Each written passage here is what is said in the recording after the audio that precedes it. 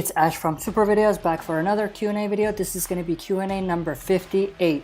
As always, if you're not caught up with the Walking Dead TV show and comic book, you may not want to watch this video because it may spoil some things for you.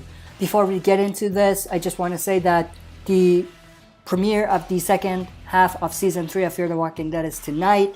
Very excited for that. I'm going to be doing my promo breakdown for the next episode, episode 2, once the first episode airs. Obviously, if you've been following the channel, you know I'm not going to be doing any reviews for Fear or Walking Dead, but I will be sticking to doing the promo breakdowns. So that being said, let's get right into the questions. The first question comes from Ronnie Thomas. You ask, do you think Daryl deserves to kill Negan or not?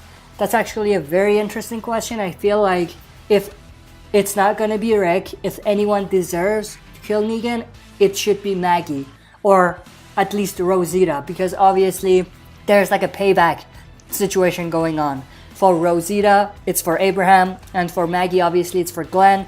But I feel like Maggie deserves it more because obviously she's pregnant and Negan took away the chance of Maggie's baby getting to basically have a father and things like that. So if anyone deserves it, really, it should be Maggie. Next question comes from Ronnie Thomas as well. You ask, imagine Rick or Daryl in Fear the Walking Dead. Do you think things would have been different? Things would definitely have been different. I don't think that Rick or Daryl would belong in Fear the Walking Dead because of who they are as a character and because they're more or less comic characters, if you know what I mean. Like, they have characteristics that comic characters have, at least for Rick. For Daryl, they try to, kind of give him that comic feel as well, even in the TV show, because obviously he doesn't exist in the comic book.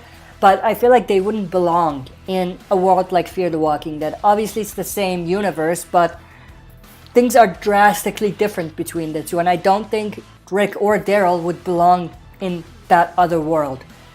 Interesting question, though. The next question comes from Royals King 35 Royal. You ask, if Noah survived, would he be a bigger part of the show now? That's definitely possible. I feel like he wasn't a big character anyway. They didn't spend too much time on him. So it's difficult to say at this time what he would have become if he didn't die when he did. So he wouldn't be a big part of the show, but he would have been someone like Tara, for example.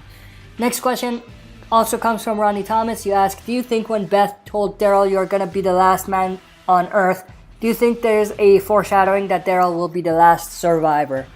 You could make that case, but in my opinion, it was just something that was said between Beth to Daryl, and it basically came full circle with when Beth died and Daryl was carrying her.